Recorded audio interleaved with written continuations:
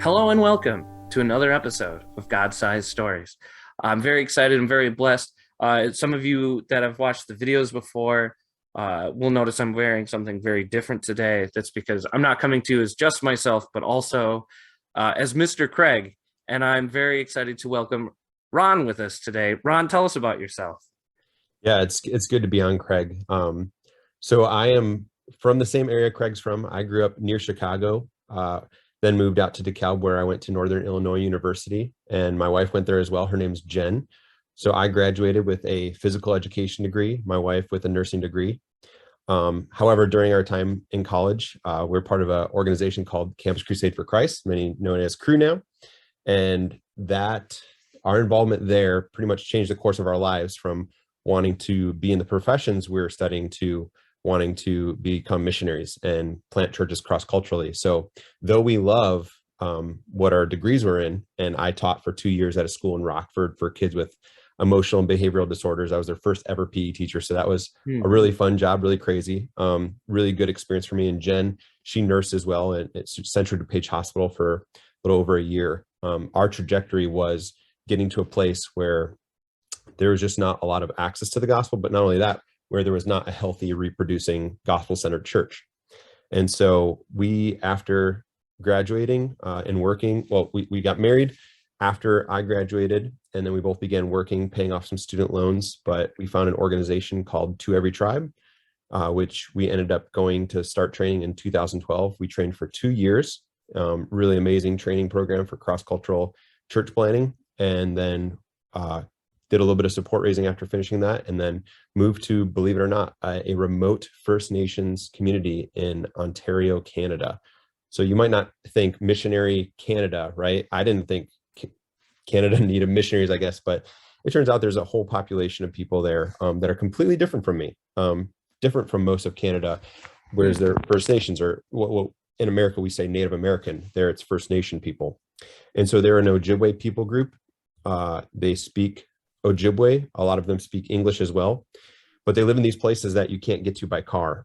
And so that's why they're considered remote, and there's not a lot of missionaries working among them. And so our community that we live in is about 600 people, and we have to get there by airplane. And so we could drive about 13 hours north from the Chicago area, end up in a town called Sioux Lookout, and then from there we take a 45-minute plane ride to where we live. You could also get there by ice road in the winter. So you've probably seen a show called Ice Road Truckers, some of you. And so you could drive in over like creeks, through the forest, cross a lake and get there. But that's a much longer and harder drive than just getting in an airplane. And these are small planes that just barely fit my whole family and flying up. So we've been missionaries for the past 7 years. If you include the training, it's been coming up on 10. So we love it. We love what we get to do. We love sharing about Jesus, especially among children, being a PE teacher, and now having 4 kids of my own. So we have 3 boys and 1 girl from ages 2 to 8, which makes life crazy, but super fun. So yeah, we just really enjoy kids ministry and building biblical worldview and foundations, so that by the adult age, discipleship is just even possible. And our whole goal in ministry is trying to work ourselves out of a job. We don't want to be the leaders. We don't want to be the pastors. We don't want to be the elders, right? We want to help people feel equipped and qualified to do that themselves, which is, I believe, how God designed it to be. And so we're learning every day. We are far from perfect missionaries, believe me, but God has used us, and we're seeing him do great things there. And we're currently back on vacation, visiting family in Illinois. St. Charles is where my wife's family's from. Nice. It's Ron, it's been such a blessing to know you for, gosh, like a decade now. As we were talking, this has been a long time, and we were talking about like reminiscing on other things. Like earlier, we were talking like how long it's been since you've been out of high school and stuff like that. And you just look back and you're like, wow. But it's like, I love doing that at the same time, so you can see the timeline of the things that God does, and to see the way that he's grown people. And it's like, I've seen that in you. It's like, and I love getting updates from you about how works going up there, and it just brings me joy every time to read more, and then to see you grow and your family grow and see your kids, and it's like, oh my Yeah, gosh, like, crazy. whoa, it's like, it is like the story of God's faithfulness to his people, and it's just comforting to see you doing stuff uh that we talked about years ago. Like I remember, when my wife and I were first married, you guys were first married, we'd hang out as couples and just do something as simple as watching MasterChef together, and That's just right. the joy We of that. started a new season the other day, Yeah, actually. I know. I haven't started yet. I'm excited. And just to see then, like, hearing those moments and sharing meals with you guys and saying, this is our plan. This is where we're going. This is what we want. This is how we want to serve the Lord. And then helping you guys do some like intro stuff for that. Like I remember, taking high school kids up to Canada with you guys to like start some of these things, not going as far north as you guys obviously are now, but like just starting some of that intro stuff. And the impact that it had even on them, and some of those people have been on here and talked about some of those experiences and how that has affected them, and it's just like all these things that are weaved together that just glorify God makes me so excited. And then I'll transition into a little bit more, because like I love, obviously I love missionaries and they're amazing, but there's so much more sometimes than just missionaries. We talked about this, you and I, earlier, that sometimes they can get pegged in like they're a missionary. That's what they do. That's all. Like that, and that's not just true for missionaries. Like pastors as well. They're like, he's a pastor. That's what he does. It's all he is. And it's like, we are so much more than who we are. Is hence I'm sitting here in a rubber ducky shirt and a crazy hat. Is that I do this podcast thing, but I'm also a preschool teacher who is totally different than who I am on a normal basis. I'm this weird, goofy guy. But to those kids, like that's all I am. It's like, so to see me at the grocery store, they're like, Yeah, right. I've never seen him without a hat on before. What is this guy? So you as well, you're a missionary, you're more than that. And I'm so excited. A few weeks back, you reached out to me and you're like, hey, I just did something I'm really proud and excited of. I want you to see this, and I want you to share it with others as well. And that's books. And Yeah. I love books. I being a preschool teacher, more than just being a preschool teacher, I love books. I do a lot of reading of books to myself and to my children at school.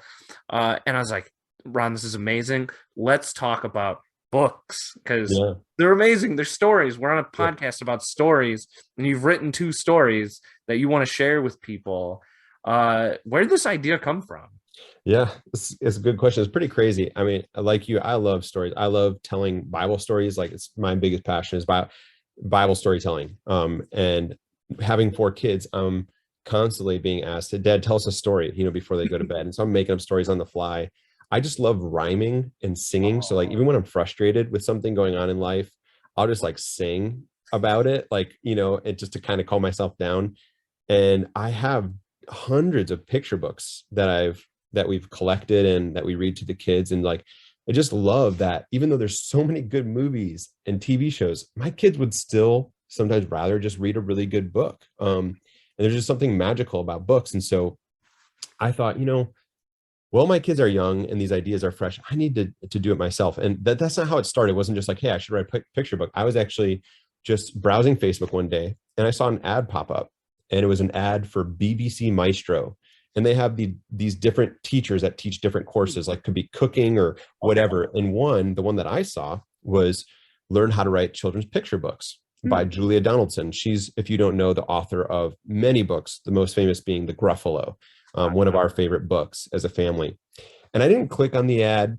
I didn't sign up for the course, but like literally just seeing the ad, I was like, I have an idea to write a book about like what in parenting, just in life, what's not really that big of a deal. And at the time, the idea in my head was it doesn't really matter if, and it was just like all these things were coming up in my head. Later, it changed to like you showed, it's not that big a deal. Like we don't, when we say it, we would say it's not that big of a deal is technically the way we, would write it. But when we talk, we say it's not that big a deal.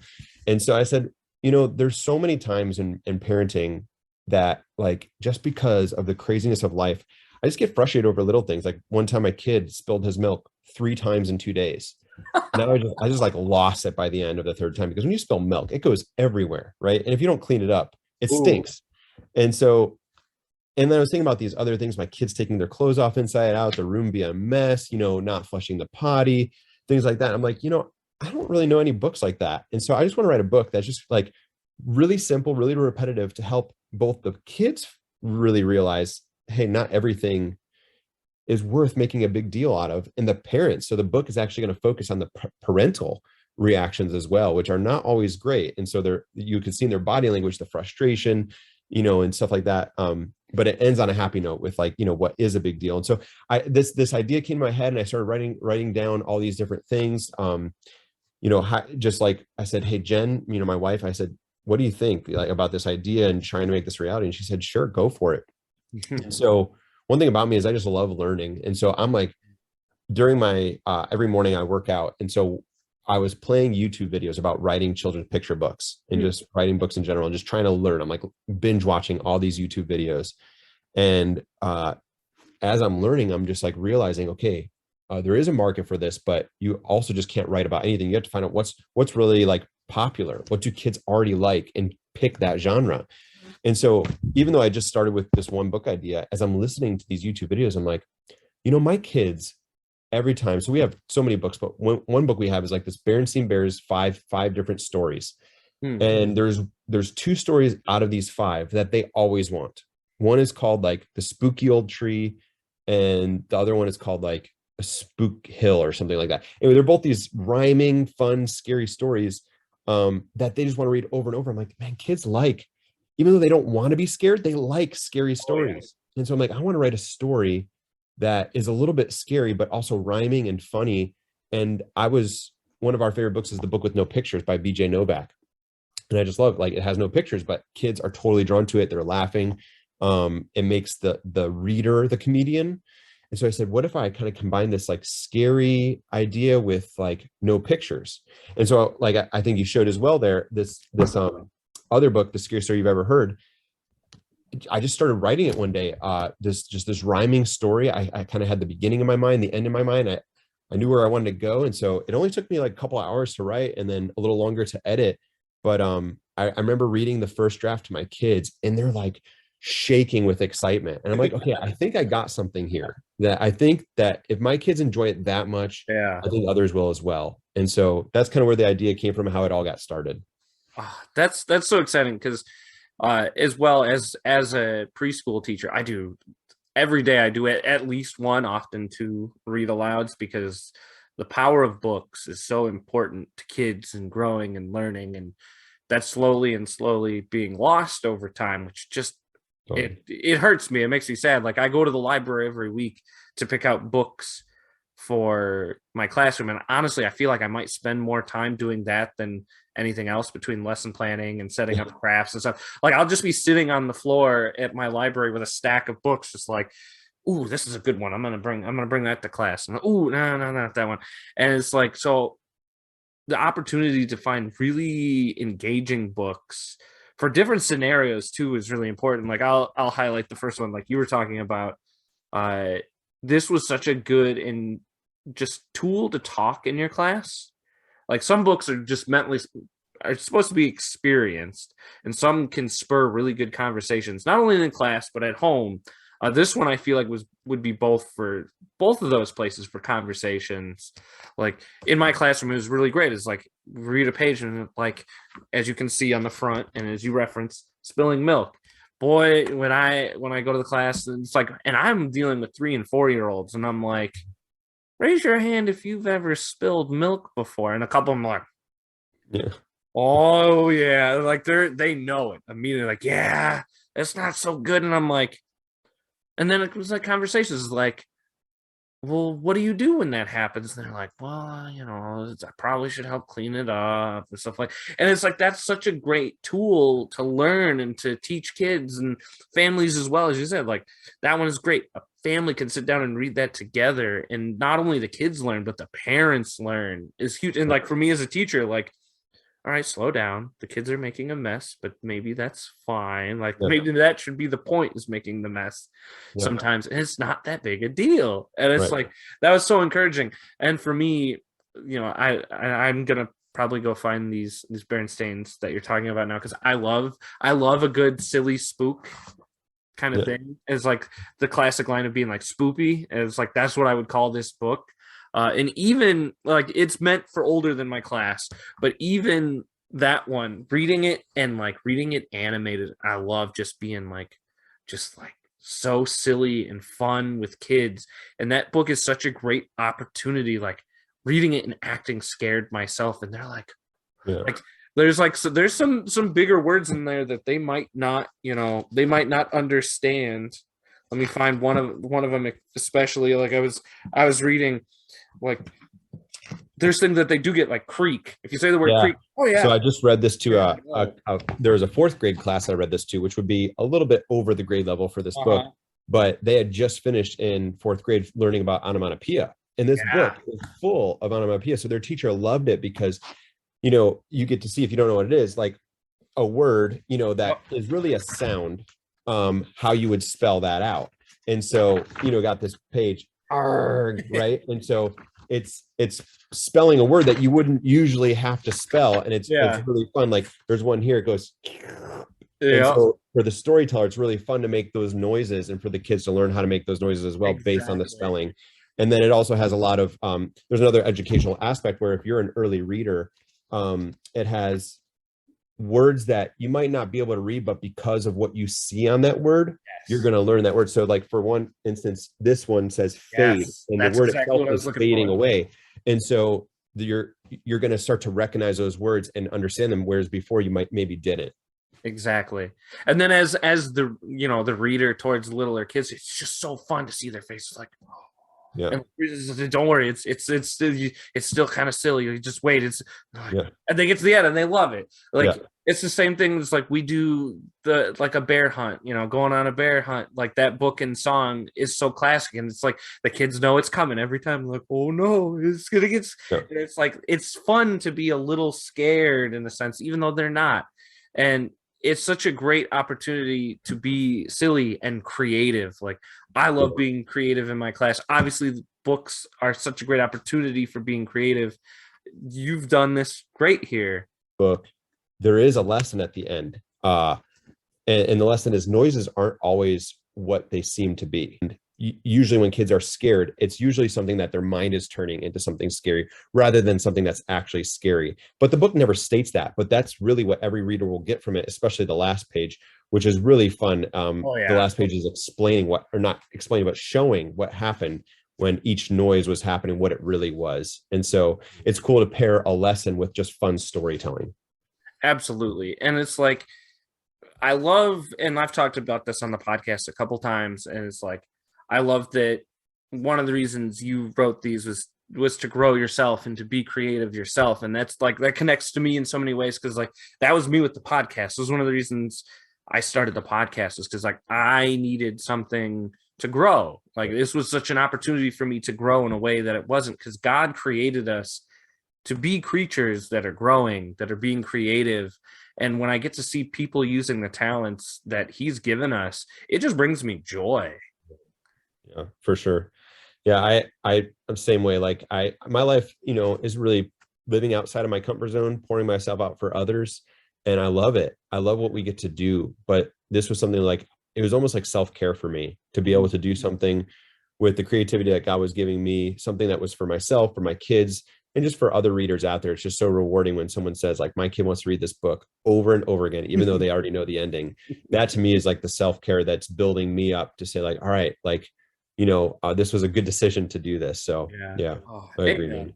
Well, Ron, if people are interested in the book, and for those that I know that are listening that know me as more than just the podcast person, but as the person that wears this outfit, I know they're going to be interested in this book. Many of them, the kids already know this book, both these books. If they want this, how would they find it? Yeah. So right now they're mainly available through Amazon. And so you can just, search my name for search for the titles of the books. Maybe Craig can link it or something like that. Absolutely. But if you want paperback, those are on Amazon. If you want a hardcover, will be on Amazon. They're currently not, but you can find those on barnesandnoble.com.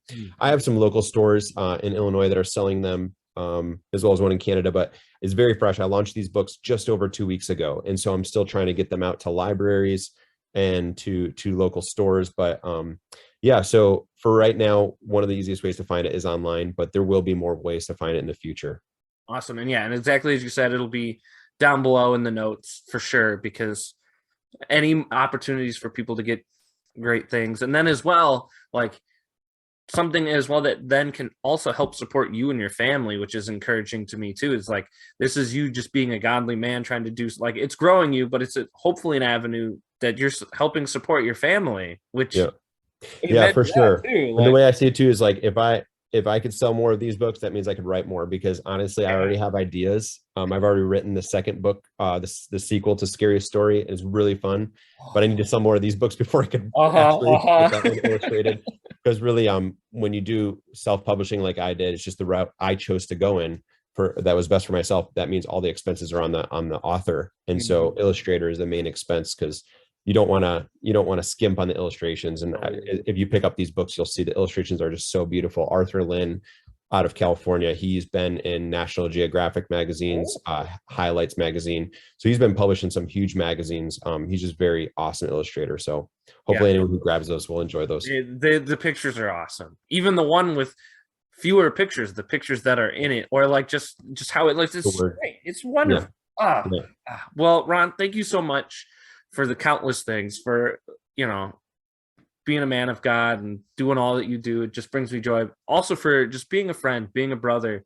Yeah. It's been so great to reconnect, even just a little bit as your family's been around, and to hear that you guys have been able to get some rest, and seeing the updates of the fun things that you guys have done as a family has just been really Yeah, great. for It's sure. great. It's awesome. It makes you smile. You bet. Thank you for all that. Thank you for using your gifts and your talents in all the different ways that you do. Because as being a missionary, as writing kids' books, as being a father, all those things, or as well using your passion as well for being a gym teacher in a very Yeah. unique way at times. Like, Yeah. Sure. Thanks, man. Thanks for help getting the books out there. Yeah, it's really a blessing to know you and be friends with you as well. awesome. And audience, as always, thank you so much for listening. I couldn't do this without you. Goodbye.